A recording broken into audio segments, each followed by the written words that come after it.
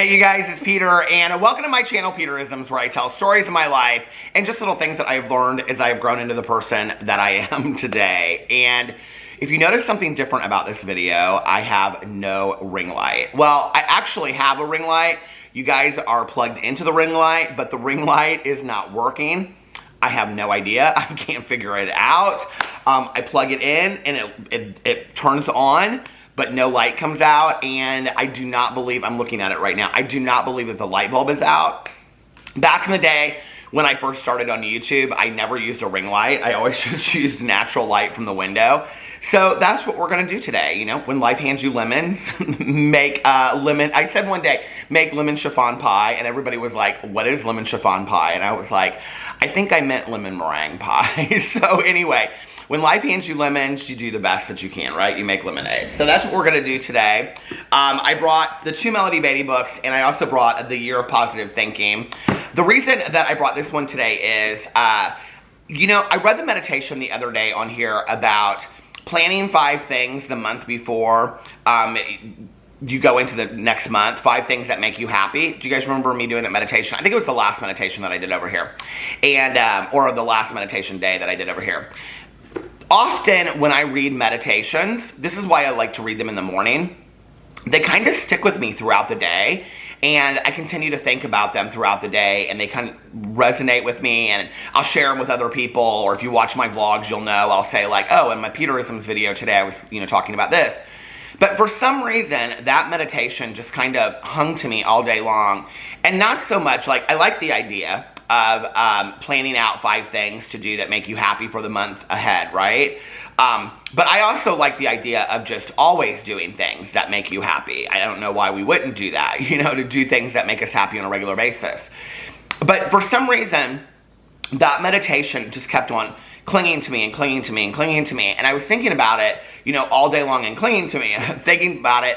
And I was thinking to myself, why is this meditation like really holding on to me? And I think it's because I separate things in my life between things that I have to do and things that are fun, or things that I enjoy and things that I feel like I have to do, like errands and chores and things like that, right? And I think it's kind of maybe a sad way to look at the world, you know? Instead of looking at things like, I have to do these things, which I was looking back kind of over my life, and I've always had those things that I had to do, which I'm sure most of us have those things that we have to do, right? But what if we changed our perspective? You know, I'm a believer that life is 10% of what happens to us and 90% how we respond to it, right? So, like the old, not poem, but the old saying in the classrooms, you know? So what would the world look like if all of those things that we had to do, that we changed our perspective, and somehow while we were doing those things that we had to do, they became things that we liked to do. They became things that made us happy, right? If that were the case, then let's say if 50% of our life is doing things that we have to do, and 50% of our life is doing things that we feel like we want to do, right? Then all of a sudden our life is going to be 100% of things that we want to do. Because, I mean, minus the tragedies and the sadness and all that kind of stuff that happens. But then we're going to be doing things on a regular basis that are enjoyable, that make us happy, that when we're doing our errands or when we're doing our chores. Because I was thinking about this, like, even though I like run errands all day long and I have to go here and I have to go there and do service this and all this kind of stuff, right? At the same time, I'm like listening to an audiobook, or I'm like dancing to music in my car, or I'm talking to friends on the phone. So I am enjoying that process, right? And I was thinking about the days that like I just kind of drive around in silence and I'm in my head. There's a huge difference between those days, which those days are good too. But there's a huge difference between me just being in the moment and enjoying a good audiobook or talking on the phone to a friend or dancing in the car. Then there is like, okay, stop A, stop B, stop C, and then when I'm done with it, all of my chores are done and I can finally relax. And I think that's how I've looked at much of my life. It's just kind of like ticking things off on a list, right? Like I gotta get this done, I've gotta get this done. And I think that's kind of a sad way to look at the world, you know? And I really want to start enjoying more of those things that I feel like I have to do, on a daily basis, because there's so many things that we have to do, right? So anyway, I just wanted to share that with you, and show how, like, these really do stick with me. This is why today, this is the first video. Well, I've already done part 1 of my Peter Does Stuff channel, but this is really like my first full video that I'm doing over here, because I wanted to start with the meditations and whatnot today. So let's get into the Cindy Spiegel book, A Year of Positive Thinking, and Daily Inspiration, Wisdom, and Courage, and let's see what she has to say to us today. Now watch, today it'll be like one sentence and not super profound or something. It's literally one sentence, you guys. A mantra for accepting where you are. I am exactly where I am supposed to be. And I actually really like that. And maybe I needed to hear that today. I don't know. You know, sometimes I beat myself up for, my friends kind of joke. They're like, you're always talking about inventory and evaluation, and, you know, you're constantly working on yourself. Like, you can take a day or two off, you know. I am such a believer that where you are is exactly where you're supposed to be. And I think that we beat ourselves up sometimes, you know. I know I did for a long time about, well, I got sober, so then I graduated from college late, and then I got into graduate school late, and my friends that were living in, you know, $500,000 houses and driving this car, going this place, which I realized that none of that matters anyway. But I thought it did. You know, I really did. I thought for a long time that stuff mattered. Maybe it does to them. Maybe that's their journey. But that's not my journey. And I know that where I am at is exactly where I am supposed to be today. You know, I'm a believer in timing. And that, you know, I'm a believer that when the teacher is ready, or when the student is ready, the teacher appears, kind of thing as well. And many lessons in my life wouldn't have appeared had they not happened at the time they were supposed to happen, which means that I'm exactly where I'm supposed to be in my life. You know, I look at certain things happening in my life and they just wouldn't. I'm not talking about divine providence. I'm talking about, I don't know that I was ready to receive the lesson. I don't know that I was ready to receive the gift or the miracle, you know? And I think that I had to be. You know, I think like 10 years or 20 years ago, had I gone through the relationship that I'm in with my husband now, I would have probably given up on the relationship. I probably would have walked away and just been like, it's not worth fighting for. Let's just get a divorce.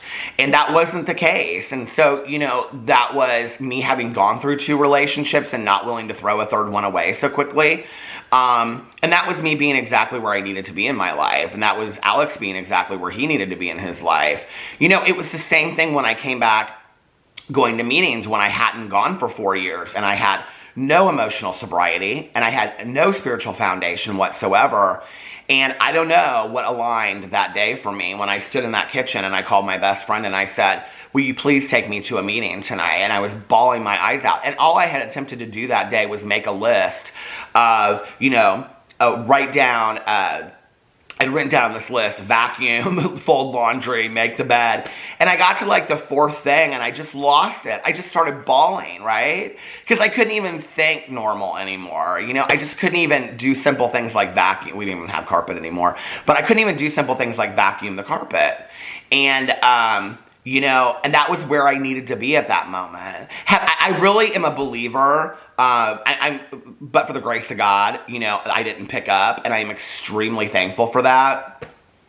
I think in those 4 years, the one thing is I was so like, I'm still sober, I'm still sober, I'm still sober. I talked to my sponsor, I talked to my best friend. Not often did I talk to my sponsor, but I did. I still considered myself a sober member of a program, even though I wasn't going to meetings. I think that's the only thing that saved my butt. You know, but for the grace of God, I didn't pick up. And I look at that sometimes and I think to myself, I mean, it could have been, I could have lost everything. I could have lost everything, you know? And so, you know, being exactly where I needed to be in my life got me exactly where I needed to be, which was back in this program. And I don't know what happened that day. I really don't. Sometimes, I mean, I just think it's such a miracle moment, you know, such a God moment, that I reached out to her. I mean, and she said to me, I don't know if you guys know this story for those of you that are new, but I hadn't gone to meetings for 4 years. I was in bars a lot. I was around alcohol and drugs a lot. And when my mom had passed away, I just kind of slowly started walking away from the program.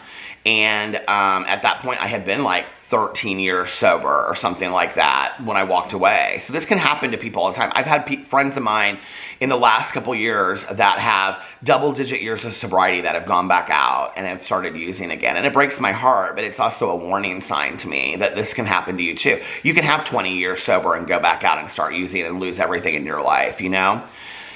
But I didn't pick up, but I was around it a lot. And we talk about emotional sobriety, and emotional sobriety is who are you when you put the alcohol and the drugs down, right? Like, are you still a miserable person that treats people horribly? Or, you know, like, who are you? Because really, when we talk about the disease of addiction, that alcohol and drugs are but a symptom, okay? They're just a symptom of a larger problem, which is why we go in and we do things like a 4-step inventory, searching and fearless moral inventory of our lives, and we look at resentments, and we look at fear, and we look at our sexual conduct, and we look at our character and who we are as a person, and then we make amends or then we go in and we share that with another person, and we look at our character defects, right? And then we make amends to people. We try to clear up the wreckage of our past. That's why we do that. Very little of that has to do with alcohol and drugs. And if you look at any 12 steps, any program, only the first step will say the word of that actual program in there of like alcohol or drugs or whatever. So that tells you how very little it has to do with alcohol and drugs. I had no emotional sobriety. I was just not a nice person. I was selfish, self-centered, and self-seeking. And I wasn't happy. I wasn't putting happiness out there in the world, and I was really the saddest, I think, the most miserable that I've ever been, even probably when I was using, was during those 4 years that I wasn't going to meetings.